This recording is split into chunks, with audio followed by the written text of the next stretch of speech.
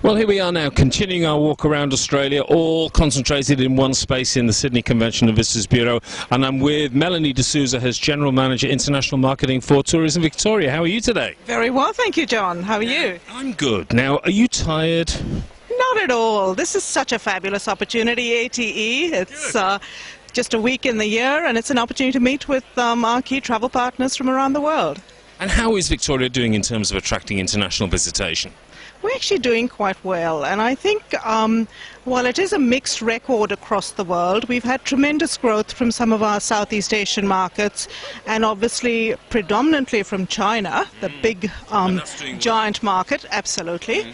But there are flat markets. Certainly Europe hasn't been a big, strong performer on the back of, the economic scenario and consumer confidence levels. North America as well is a bit flat, but we're excited in Victoria. We have a very strong story to tell in the area of aviation growth, and obviously that's a key determinant of growth. Tell me the story about aviation growth. Okay, well, we've just at ATE done a deal with China Southern that will be going effectively double daily, we hope, come October this year. We've had a lot of increase in capacity from the Middle Eastern carriers.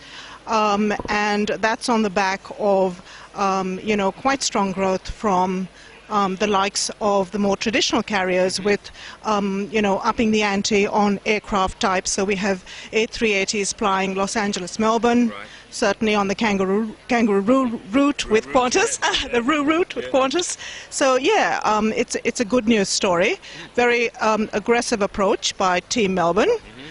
With Melbourne Airport and the government, and it seems to be paying good dividends. It's interesting, here we are in Sydney, a new government in New South Wales, and they're saying a lot of things about being committed to tourism and so on, but down south, south of the border sort of thing, it seems to me there's been a long-standing commitment. Tell me a bit about that, of the government's commitment to tourism. Well, we have had changes of government even south of the border, but the amazing thing for us is that there has been bipartisan support for tourism. I think the importance of tourism to the economy, what it means for jobs, what it means as a percentage of a growing service sector, and that contribution in turn to the economic outputs of the state are well understood across both parties. And so the support that we get and the consistency we get to be able to deliver a strong brand message supported by strong partnership activity has delivered well for us. And that's great news. I mean, I think that's really important, having political backing. Let's go back a step to the US dollar scenario. Is that the main reason for the sort of lackluster performance from some markets? Well, I get different perspectives on this issue depending on who I speak to. And I'll name drop a bit, but if you talk to Peter Liney, for example, the Global Managing Director of STA Travel, he will tell you he's not really sure about the extent to which consumers actually do their sums down to the nth degree based on what the pound Australian dollar equivalent is, and the extent to which that determines whether they jump on a plane or not. And yet there are other markets that tell us it is a key determinant.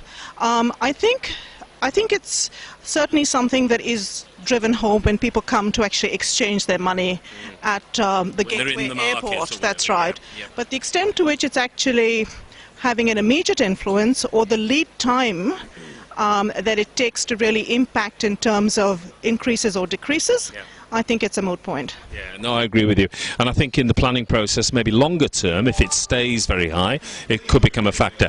What about new product in Victoria? What's exciting and what's new and what's hot?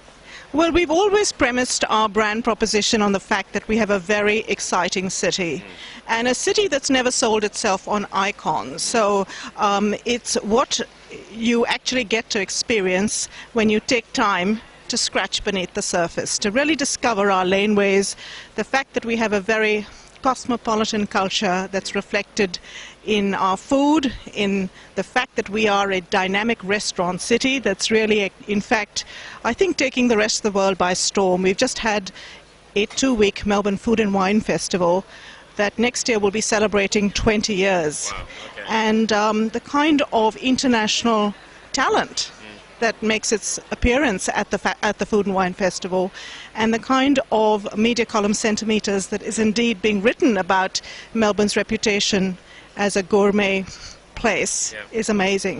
So I think that on the back of a very strong events calendar, which again has tremendous broadcast reach globally,